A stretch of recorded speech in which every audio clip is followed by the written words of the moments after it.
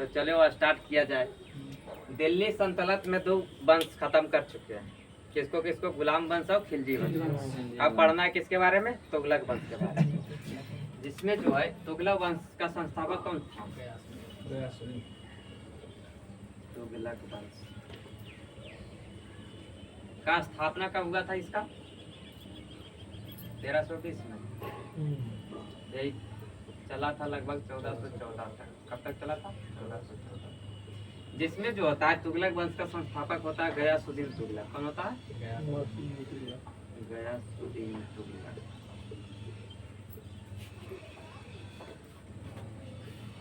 गयासुद्दीन तुगलक रहता है। गयासुद्दीन तुगलक जो होता है, इससे पहले यहाँ पे किसका वंश था? खिलजी वंश। कौन सा वंश था? खिलजी वंश। अब खिलजी वंश का अंतिम शासक कौन था?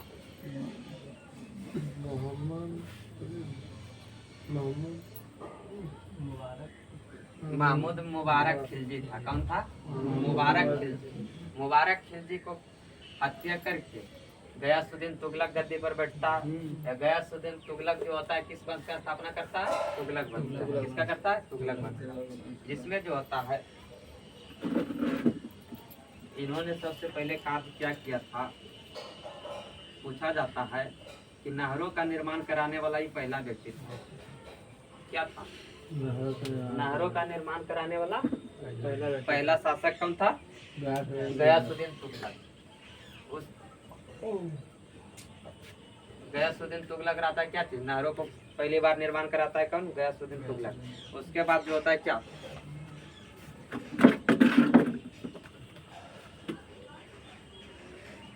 इसका उपाधि था क्या? गाजी। गाजी का उपाधि किसने धारण किया था? गयासुद्दीन तुगलक। गाजी का मतलब होता है क्या? विधर्मियों को नाश करने वाला। क्या होता है? विधर्मियों को नाश करने वाला। उसके बाद जो होता है इन्होंने क्या क्या किया था? इसने कार्य में पहले शुरू तुगलकाबाद और 56 कोट दुर्ग को बनवाया था। किसको? तुगलकाबाद नगर या 56 कोट का दुर्ग जो है किसने बनवाया था? गयासुद्दीन तुगलक ने। उसके बाद जो होता है इन्होंने 1325 में बंगाल अभियान से लौटते समय जो होता है, उस समय जो होता है सूफी संत होता है कौन? निजामुद्दीन औलिया।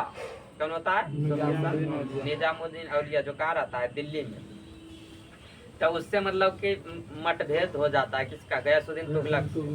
तो जब ये बंगाल अभियान करने गया था तो वहीं से चिट्ठी लिखा था किसके पास? निजामुद्दीन औलिया के पास, कि हम अभी मतलब दिल्ली आ रहे हैं। क्या लिखा था? कि दिल्ली आ रहे हैं।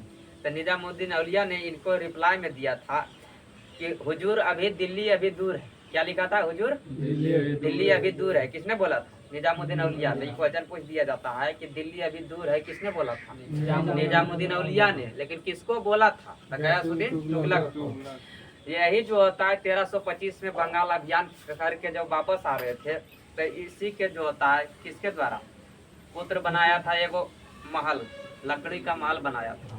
वही लकड़ी के महल में जब हारने विश्राम करने गया तो लकड़ी का महल क्या हुआ? गिर गया। जब गिरने के वजह से होता है उसी में दबकर क्या हुआ? इसका मृत्यु हो जाता है। किसका? गयासुद्दीन तुगलक का। तब इसके बाद जो होता है गद्दी पर बैठता है इसका पुत्र। इसका पुत्र का नाम क्या रहता है? इसका पुत्र का क्या नाम रहता है? मोहम्मद बिन तुगलक। मोहम्मद बिन तुगलक नाम नहीं रहता, नाम रहता है क्या चीज? इसका उपनाम था जुना खा या उल्लूक खा। किसे बोला जाता था? मोहम्मद बिन तुगलक को। या इसी को बोला जाता है क्या? सबसे शिक्षित तो मतलब कि शासक था, पढ़ा लिखा शासक था। इसको कितना भाषा का ज्ञान था? 23 भाषाओं का ज्ञान था। कितने भाषा? 23 भाषा का ज्ञान था। किसको? मोहम्मद बिन तुगलक को। मोहम्मद बिन तुगलक को बोला जाता असफलताओं का राजा। क्या बोला जाता है? असफलताओं का राजा। पढ़ा लिखा था लेकिन ये जितना भी कार्य किया है वो टोटल क्या रहा? असफल रहा। इसलिए इसको क्या बोला जाता है? असफलताओं का राजा। सबसे पहले इन्होंने क्या किया था? अपनी राजधानी जो है दिल्ली से दौलताबाद ले चल गया। दौलताबाद बोले तो क्या था? देवगिरी। देवगिरी का नाम चेंज किया ये मोहम्मद बिन तुगलक ने। उसके बाद देवगिरी का नाम बदल कर रखा क्या? दौलताबाद। जब दौलताबाद रखने के बाद जो होता है दिल्ली से राजधानी अपना कहाँ ले चल जाता है?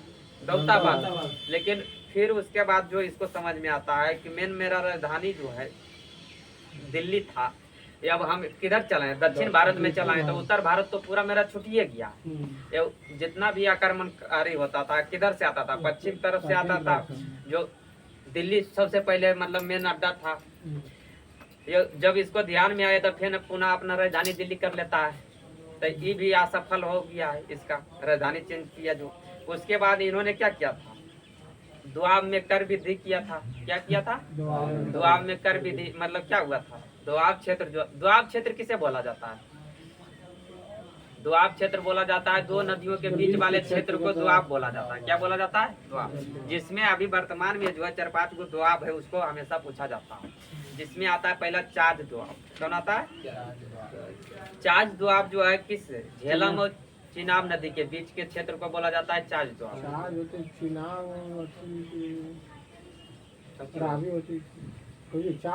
हाँ अच्छा ठीक, पहला है सिंध दुआब, सिंधु और झेलम, दूसरा है चाज दुआब, झेलम और चिनाब, तीसरा है रचना दुआब, क्या चीज, चिनाब और राबी, उसके बाद है चौथा क्या चीज, बारी दुआब। बारी दुआब है किसके किसके बीच, राबी और इसको क्या बोले हैं, एगो है। उसके बाद बिस्ट दुआब, बिस्ट दुआब है जो राबी और नहीं ब्यास और सतलज के बीच है बिस्ट दुआब। ये राबी बारी दुआब जो है किसके किसके, राबी और ब्यास के बीच है बारी दुआब। तो इसमें जो होता है क्या चीज, दुआब क्षेत्र में कर वृद्धि क्यों किया था, क्योंकि दुआब क्षेत्र में पैदावार ज्यादा होता है, क्योंकि दुआब क्षेत्र में कौन सा मिट्टी पाया जाता है, जलोढ़ मिट्टी पाया जाता है, जिसके कारण इन्होंने क्या किया था, वहाँ पे कर में वृद्धि कर दिया था। लेकिन वो भी क्या हुआ, जब कर में वृद्धि किया उसी समय वहाँ पे अकाल पड़ गया था। क्या हुआ था, अकाल पड़ गया, कहने मतलब सूखा पड़ गया था, जिसके कारण पहला जो टैक्स लगता था, पहले जो कर देना पड़ता था किसानों को, वही तो पूर्ति नहीं हो पा रहा था। तो उसके बाद नया टैक्स देने में असमर्थ हो गया था, जिससे वो भी माफ करना पड़ा, और उल्टे इन्हीं को देना पड़ा था किसानों को सहायता के लिए। उसके बाद जो होता है इन्होंने क्या किया था,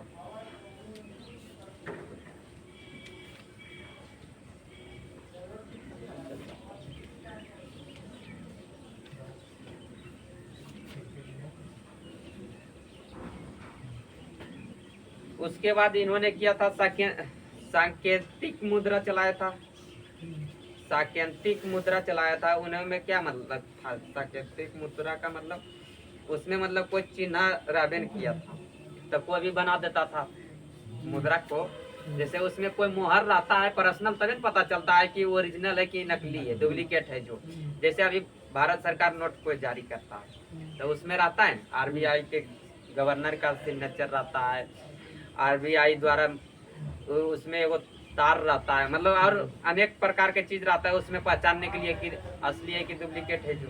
लेकिन इसमें जो सांकेतिक मुद्रा चलाया था इसमें कोई चिन्ह नहीं दिया था, जिससे क्या होता था कोई भी अपना घरों में बना लेता था उस सिक्का, जिससे इनको वो भी मतलब कि क्या करना पड़ा, बंद करना पड़ा था। उसके बाद क्या होता है, इन्होंने क्या किया था, खुरासन एवं कराची का अभियान करना शुरू किया था। किसका किसका,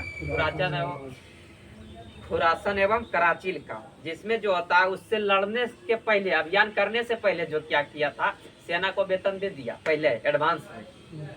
क्या किया, अपने सेना को वेतन जो होता था एडवांस में पहले दे दिया। ये पता चला खुरासन और कराची के जो अभियान करने गया था, वहाँ के जो शासक था जिससे अभियान करना था उसी इसका मित्र बन जाता है, तो यह उससे अभियान करेगा नहीं करेगा, जिसके कारण से क्या होता है, अब क्या करेगा, सेना को पैसा दे दिया वेतन तो वो वापस कर देगा, नहीं करेगा, जिसके कारण से इसका जितना भी कार्य हुआ सब क्या रहा, असफल रहा। इसलिए इसको बोला जाता है क्या चीज, असफलताओं का राजा। उसके बाद होता है इसी के समय में आता है कौन, इबन बतूता। इबन बतूता जो है मोरक्को का यात्री है, कहाँ के, मोरक्को के। मोरक्को बोले तो अभी चलता है कहाँ पे, दक्षिण अफ्रीका, अफ्रीका महाद्वीप में। किसमें, अफ्रीका महाद्वीप में कौन सा, मोरक्को। क्वेश्चन ये भी पूछ दिया जाता है कि इबन बतूता यात्री कहाँ के था, वहाँ मोरक्को ऑप्शन में रावेन करता है। अभी हम मारे हैं बिहार पुलिस के सेट, उसमें मिला हमको खुद। क्या था कि इबन बतूता कहाँ के यात्री है, तो है मोरक्को के, लेकिन मोरक्को ऑप्शन में है ये नहीं, तब क्या था, अफ्रीका था, अफ्रीका मारना पड़ेगा। उसके बाद इन्होंने लिखा था पुस्तक कौन सा? रेहला। कौन सा पुस्तक लिखा? रेहला। किसने लिखा? इब्न बतूता ने। इब्न बतूता ने जो आया था, कब आया था? मोहम्मद बिन तुगलक के शासन काल में आया। तब कब आया था ये? 1333। कब आया था? 1333 में। उसके बाद 1342 में इसको दिल्ली का काजी नियुक्त किया था। क्या किया गया था? दिल्ली का काजी नियुक्त किया था। किसको? इब्न बतूता को।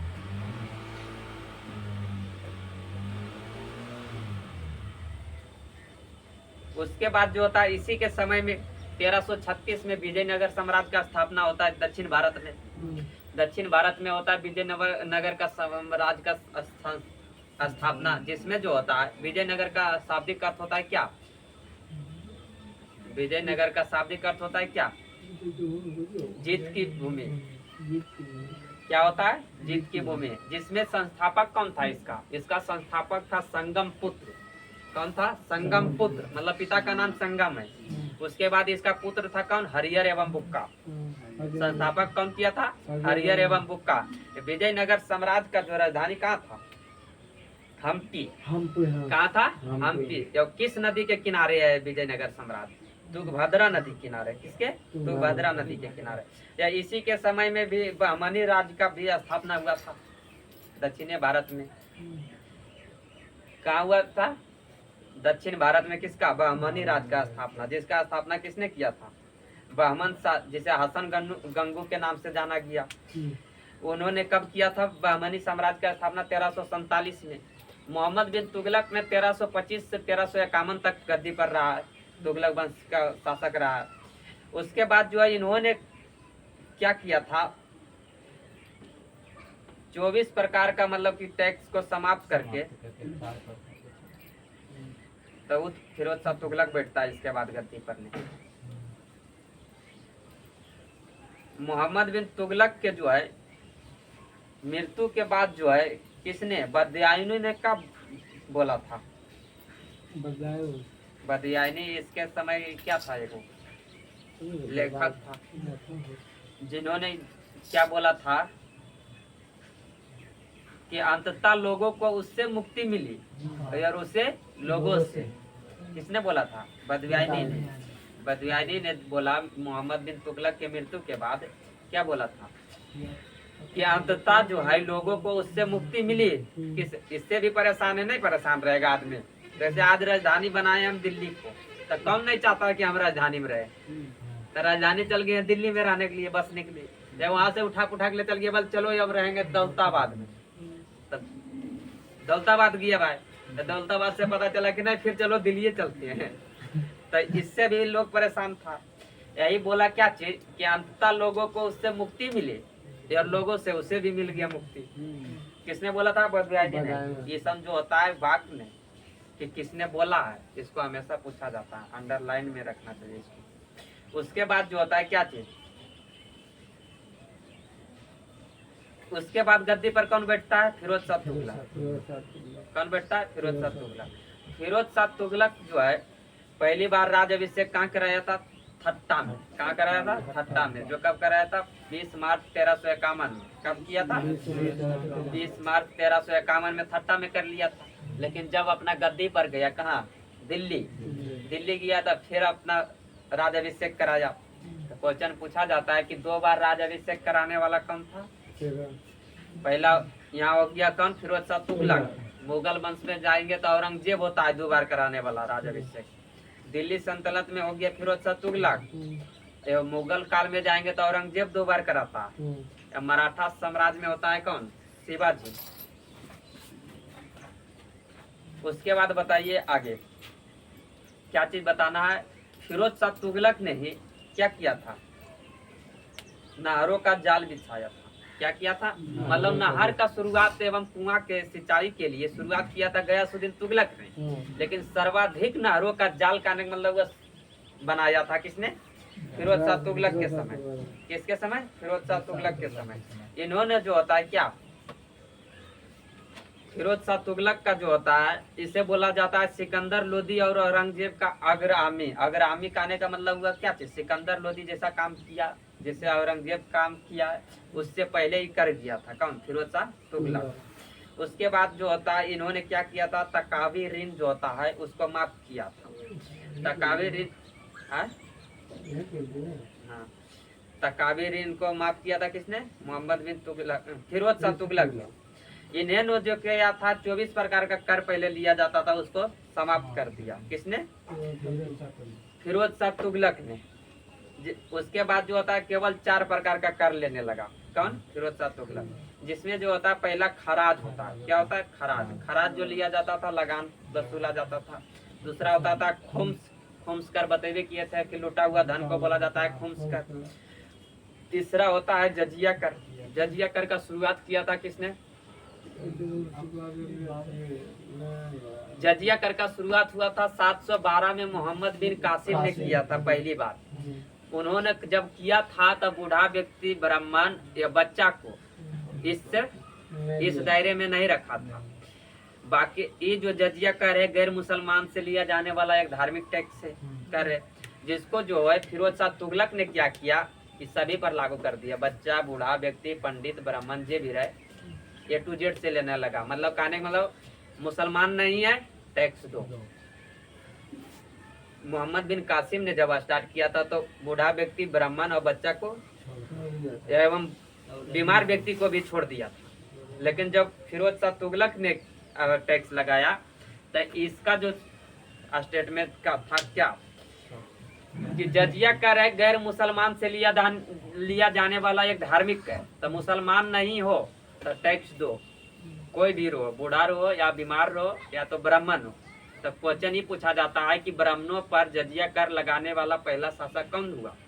फिरोज शाह तुगलक।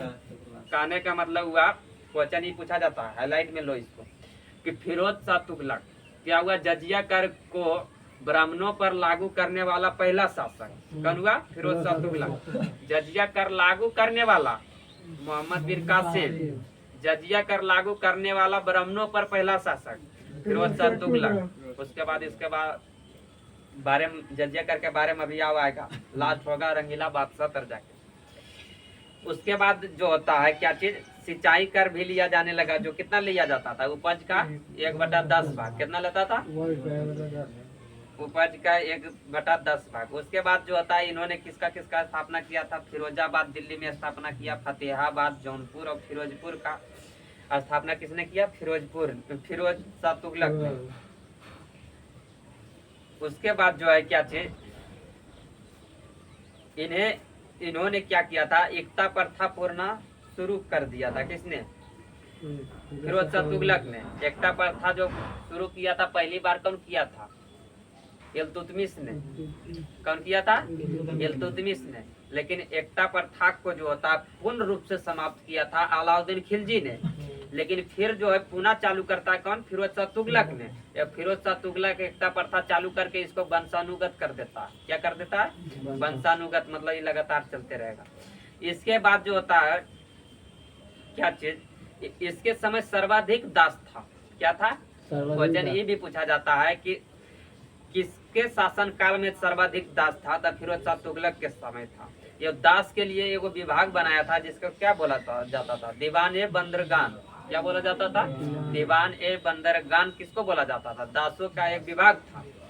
तो ऐसे समझ में आ जाएगा। दीवान तो अधिकांश में सुन लगाता था। या बंदरगाह मतलब बंदर का बंद कर लिया तो किसको करेगा? दास को। तो क्वेश्चन भी पूछा जाता है कि दीवान ए बंदरगाह किससे संबंधित है?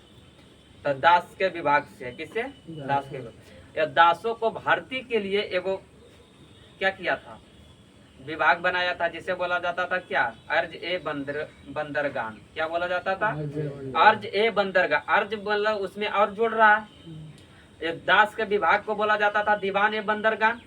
या अर्ज ए बंदरगान बोला जाता था किसको? दासों को नए भर्ती के लिए। उसके बाद एगो था दीवान ए इस्तिहाक। दीवान ए इस्तिहाक जो पेंशन विभाग था। क्या था? पेंशन विभाग था। किसके समय में? फिरोज शाह तुगलक के समय में दीवान ए इस्तिहाक। उसके बाद है एगो दीवान ए रिसालत। क्या? दीवान ए रिसालत जो लोक शिकायत से संबंधित विभाग था। किससे था? लोक शिकायत से संबंधित। उसके बाद है दीवान ए मुफ्त खराज। क्या? दीवान ए मुफ्त खराज जो किससे संबंधित है? लगान जो वसूलता था, वो लगान वसूलने वाले विभाग को क्या बोला गया था? दीवाने मुस्तखरात। उसके बाद जो है जौनपुर का स्थापना किया था इन्होंने अपने भाई किसके लिए? जूना खां की याद में। किसकी याद में? जूना खां की याद में इन्होंने क्या किया था? जौनपुर शहर को बसाया था। उसके बाद जो होता है इसके समय में एगो पुस्तक लिखा गया था, तारीख है फिरोज शाही। कौन सा पुस्तक था? तारीख है फिरोज शाही, जो लिखा था बर्नी ने। किसने लिखा था? बर्नी। बर्नी द्वारा रचित पुस्तक है कौन? तारीख है फिरोज शाही। एगो है फुतुहात ए फिरोज शाही। तारीख ए फिरोज शाही लिखने वाला कौन था? बर्नी। कौन था? बर्नी। एगो है फुतुहात ए फिरोज शाही। या फुतुहात ए फिरोज शाही है जो फिरोज शाह तुगलक की आत्मकथा। आत्मकथा कौन लिखता है? खुद लिखता है। इन्होंने चांदी का सिक्का चलाया था। कौन सा सिक्का? चांदी का सिक्का चलाया था। उसे क्या बोला जाता था? ससगनी। क्या बोला जाता था? ससगनी। इन्होंने ही दिल्ली यूपी से जो होता है अशोक का शिलालेख था 14, या स्तंभ लेख कितना था? स्तंभ लेखों की संख्या कितना था अशोक के? 7। कितना था? 7 था। जिसमें जो होता है क्या चीज, किसको किसको ले के जाता है? टोपरा ले जाता है। टोपरा कहाँ रहता है? हरियाणा। टोपरा को कहाँ ले चल जाता है? दिल्ली। कौन लिखता है? फिरोज शाह तुगलक। मेरठ भी है, जो मेरठ स्तंभ अभिलेख था कहाँ? उत्तर प्रदेश, लेकिन उसको भी ले चल गया कहाँ? दिल्ली। इसको ले जाने का काम किसने किया था? फिरोज शाह तुगलक ने। किसने किया था? फिरोज शाह तुगलक ने किया था। उसके बाद जो इससे क्वेश्चन पूछा जाता है कि इन्होंने 1388 ईस्वी में कुतुब मीनार की मरम्मत करवाई थी। क्या कराया था? कुतुब मीनार की मरम्मत कराया था एवं 5वें मंजिल का निर्माण कराया था। क्या कराया था? 5वें मंजिल का निर्माण किसने कराया था? फिरोज शाह तुगलक। बताना पहले कुतुब मीनार का नहीं 4 तक। पहला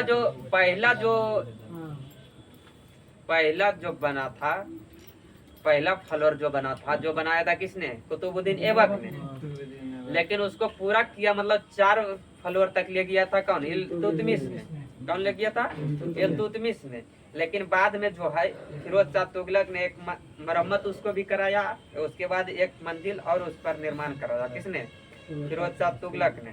तो अभी तक कुतुब मीनार से 3 शासक के बारे में पढ़ लिए। पहला कुतुबुद्दीन ऐबक ने उसका नींव डाला था, फर्स्ट फ्लोर का निर्माण कराया था। उसके बाद दूसरा होता है इल्तुतमिश ने। इल्तुतमिश ने 4थे मंजिल तक निर्माण कराया था। किसका? कुतुब मीनार का। उसके बाद होता है क्या चीज? तीसरा शासक बोले फिरोज शाह तुगलक, जो 5वें मंजिल का निर्माण कराता है। क्या कराता है?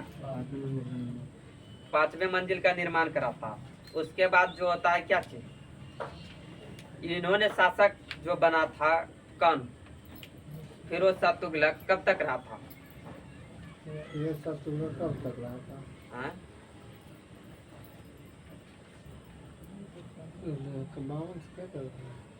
51 में नहीं इसका शासन स्टार्ट हुआ था। नहीं दिया इसमें यहाँ।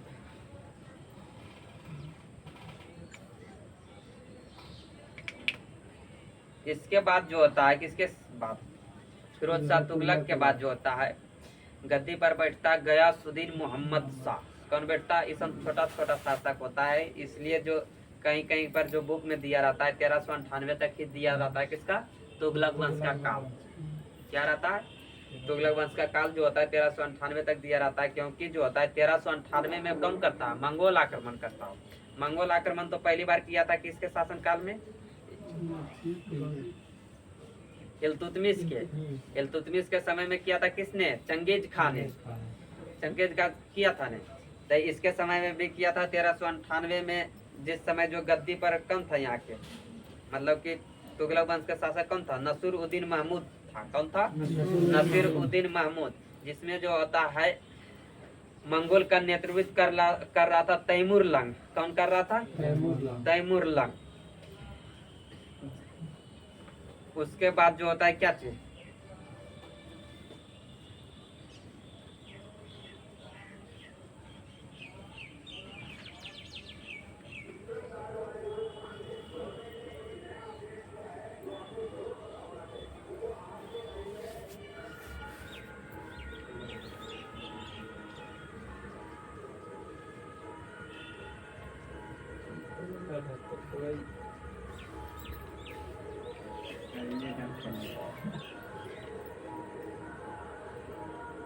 इस तुगलक वंश का अंतिम शासक भी होता है कौन? नसीरुद्दीन महमूद शाह। क्या होता है? नसीरुद्दीन महमूद शाह। कैसे कैसे दिया है? गयासुद्दीन मोहम्मद शाह दिया, उसके बाद तुगलक शाह दिया, अब्र बक्र शाह दिया है, उसके बाद फिर दिया है नसीरुद्दीन मोहम्मद शाह, फिर देता है सिकंदर शाह, उसके बाद फिर लिखता है तुगलक वंश का अंतिम शासक होता है नसीरुद्दीन महमूद।